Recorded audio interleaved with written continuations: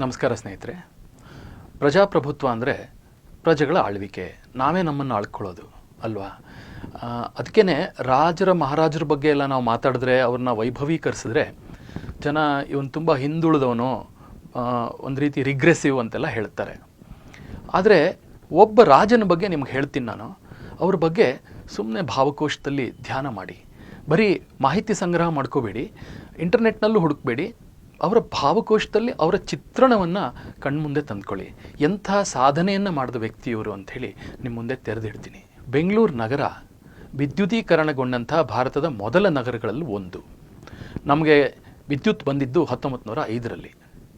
ಆ ವಿದ್ಯುತ್ ಬರಲಿಕ್ಕೆ ಕಾರಣ ಏನು ಗೊತ್ತಾ? ಶಿವನ ಸಮುದ್ರದ ಡ್ಯಾಮ್. ಅದನ್ನು ಕಟ್ಟಿಸಿದವರು ನಾಲ್ವಡಿ ಕೃಷ್ಣರಾಜ ಒಡೆಯರ್ 1902ರಲ್ಲಿ.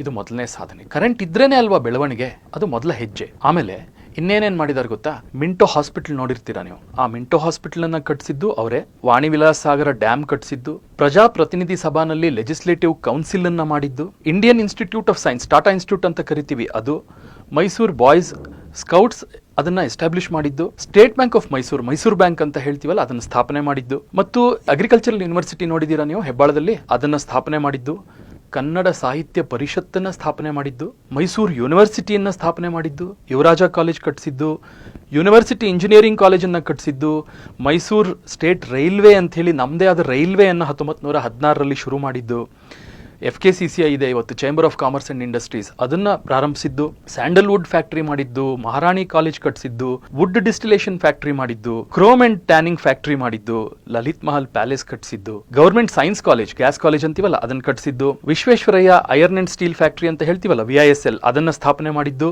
ಮತ್ತು KRS ಡ್ಯಾಮ್ ಅನ್ನ ಕಟ್ಟಿಸಿದ್ದು. ತಮ್ಮ ಮನೆಯ ಬಂಗಾರವನ್ನ ಅಡ ಇಟ್ಟು ಆ KRS ಡ್ಯಾಮ್ ಅನ್ನ ಕಟ್ಟಿಸ್ತಾರೆ. ಯಾರು ಕೊಡ್ತಾರೆ ಈಗಿನ ಕಾಲದಲ್ಲಿ? ನಮ್ಮ ಪ್ರತಿನಿಧಿಗಳಿಗೆ ಕೇಳ್ಬಿಡಿ ನೋಡೋಣ, MLA MPಗಳಿಗೆ, ನಿಮ್ಮ ಮನೆ ಬಂಗಾರ ಕೊಡಿ ಸರ್, ಕಷ್ಟ ಇದೆಯಲ್ಲ ಸಮಾಜಕ್ಕೆ ಅಂತ ಕೊಡ್ತಾರ?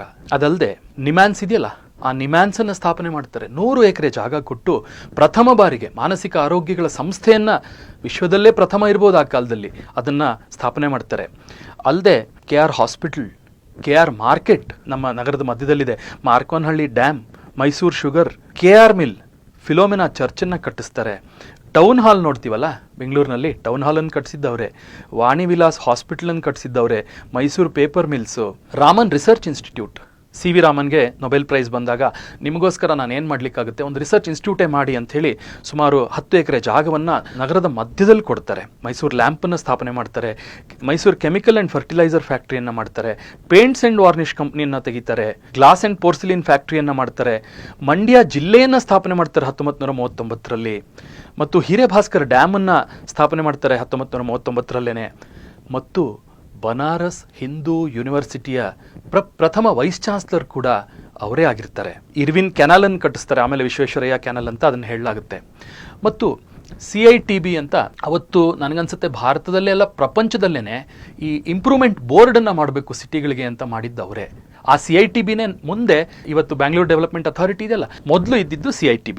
ನಾವು ಬಾಬಾ ಸಾಹೇಬ್ರ ಬಗ್ಗೆ, ಅಂಬೇಡ್ಕರ್ ಬಗ್ಗೆ ನಮಗೆ ತಿಳುವಳಿಕೆ ಬಂದಿದ್ದೇ ತೀರಾ ಇತ್ತೀಚೆಗೆ, ಅವರ ಬರಹಗಳು ಇದ್ರ ಬಗ್ಗೆ ಎಲ್ಲ. ಆದರೆ ಅಂದು ಬಾಬಾ ಸಾಹೇಬರು ಬರಿತಾ ಇದ್ದಂತಹ ಬರಹಗಳಿಂದ ಪ್ರಭಾವಿತರಾಗಿ 1925ರಲ್ಲಿ ಅವ್ರನ್ನ ಕರೆಸಿ ಮೈಸೂರು ಸಂಸ್ಥಾನಕ್ಕೆ ಚೀಫ್ ಲೀಗಲ್ ಅಡ್ವೈಸರ್ ಅಂತ ಅವ್ರನ್ನ ಮಾಡ್ಕೊಳ್ತಾರೆ. ಅಷ್ಟೇ ಅಲ್ಲ, ಎಲ್ಲ ಸಮುದಾಯಗಳಿಗೂ ಪ್ರಾತಿನಿಧ್ಯ ಸಿಗಬೇಕು ಅಂಥೇಳಿ ವಿಶೇಷವಾಗಿ ಒಕ್ಕಲಿಗರಿಗೆ, ಲಿಂಗಾಯತರಿಗೆ, ಕುರುಬರಿಗೆ, ಈ ರೀತಿಯ ಹಿಂದುಳಿದ ವರ್ಗಗಳ ಪ್ರತಿಯೊಬ್ಬರಿಗೂ, ಸಮಸ್ತ ಸಮುದಾಯಗಳಿಗೂ ಪ್ರಾತಿನಿಧ್ಯ ಸಿಗಬೇಕು ಅಂಥೇಳಿ ಪ್ರಜಾಪ್ರತಿನಿಧಿ ಸಭೆಯನ್ನು ಸ್ಥಾಪನೆ ಮಾಡಿ ಅದರಲ್ಲಿ ಕೌನ್ಸಿಲ್ ಕೂಡ ಒಂದು ಸ್ಥಾಪನೆ ಮಾಡ್ತಾರೆ. ಬಹಳ ಮುಖ್ಯವಾಗಿ ನಾಲ್ವಡಿಯವರು 1923ರಲ್ಲಿ ಮಹಿಳೆಯರಿಗೆ ಮತದಾನದ ಹಕ್ಕನ್ನು ಕೊಡಿಸ್ತಾರೆ. ಒಬ್ಬ ರಾಜ ಪ್ರಜಾಪ್ರತಿನಿಧಿ ಸಭೆಯನ್ನು ಮಾಡಿ ಲೆಜಿಸ್ಲೇಟಿವ್ ಕೌನ್ಸಿಲ್ ಕಟ್ಟಿಸಿ ಅದರಲ್ಲಿ ಮಹಿಳೆಯರಿಗೆ ಚುನಾವಣೆಯಲ್ಲಿ ಮತದಾನದ ಹಕ್ಕನ್ನು ಕೊಡಿಸ್ತಾರೆ ಅಂತಾದರೆ ಅದಕ್ಕಿಂತ ಪ್ರಗತಿಪರರು ನಮಗೆಲ್ಲರೂ ಸಿಗ್ತಾರ? ಇನ್ನೊಂದು ಗೊತ್ತಿಲ್ಲದ ವಿಚಾರ ನಮಗೆ ನಾನು ಹೇಳ್ತೀನಿ ನೋಡಿ. ಮೂಡಿಗೆರೆನಲ್ಲಿ ನೀವು ಹೋಗ್ತಾ ಇದ್ದಾಗ ದಯವಿಟ್ಟು ನಿಂತು ಒಮ್ಮೆ ಸೆಂಟ್ರಲ್ ಕಾಫಿ ರಿಸರ್ಚ್ ಇನ್ಸ್ಟಿಟ್ಯೂಟ್ ಅಂತ ಇದೆ, ಅದನ್ನು ನೋಡಿ ಒಮ್ಮೆ ಹೋಗಿ. ಎಂಥ ಅದ್ಭುತವಾದದ್ದು ಗೊತ್ತಾ, ಕಾಫಿ ಬಗ್ಗೆ ರಿಸರ್ಚ್ ಮಾಡಲಿಕ್ಕೆ ಆಗಿನ ಕಾಲದಲ್ಲಿ ಯಾವಾಗ ರಿಸರ್ಚ್ ಅನ್ನೋ ಕಲ್ಪನೆನೇ ಇರಲಿಲ್ವೋ ಆವಾಗ ಮಾಡ್ತಾರೆ. ಯಾಕೆ ಅಂತಂದರೆ ಶ್ರೀಲಂಕಾ ಮತ್ತು ಬೇರೆ ದೇಶಗಳಲ್ಲಿ ಏನಾಗಿರುತ್ತೆ, ಕಾಫಿ ಬೆಳೆ ಹಾಳಾಗಿ ಹೋಗ್ಬಿಡುತ್ತೆ. ಅಲ್ಲಿ ಒಂದು ರೋಗ ಬಂದು ಇಡೀ ಸಂಪೂರ್ಣವಾಗಿ ಕಾಫಿ ಹಾಳಾಗ್ಬಿಡುತ್ತೆ. ಇಲ್ಲಾಂದರೆ ಇವತ್ತು ಶ್ರೀಲಂಕಾದಲ್ಲಿ ತುಂಬ ಕಾಫಿ ಇರ್ತಾ ಇತ್ತು. ಆದರೆ ಭಾರತದಲ್ಲಿ ಹಾಗಾಗಬಾರ್ದು, ಕರ್ನಾಟಕದಲ್ಲಿ ಹಾಗಾಗಬಾರ್ದು ಅನ್ನೋ ಕಾರಣಕ್ಕೆ ರಿಸರ್ಚ್ ಮಾಡಿಸಿ ಆ ಕೊಳೆ ರೋಗವನ್ನು ಸಂಪೂರ್ಣವಾಗಿ ಬೇರು ಸಮೇತ ಕಿತ್ತಾಕಿಸ್ತಾರೆ. ಇಂಥ ಒಬ್ಬ ವಿಭೂತಿ ಪುರುಷನನ್ನು ನಾವು ನೆನೆಸ್ಕೊಳ್ತೀವ, ನಮ್ಮ ಮನೇಲಿ ಅವ್ರ ಫೋಟೋ ಇದೆಯಾ, ಅವ್ರ ಬಗ್ಗೆ ನಾವು ಎಷ್ಟು ಧ್ಯಾನಿಸಿದ್ರೂ ಎಷ್ಟು ಭಾವಕೋಶದಲ್ಲಿ ಇಳಿಸ್ಕೊಂಡ್ರೂ ಕಡಿಮೆ ಅಲ್ವಾ. ಅವ್ರಿಗೊಂದು ದೊಡ್ಡ ನಮನವನ್ನು ಸಲ್ಲಿಸೋಣ. ನಮಸ್ಕಾರ.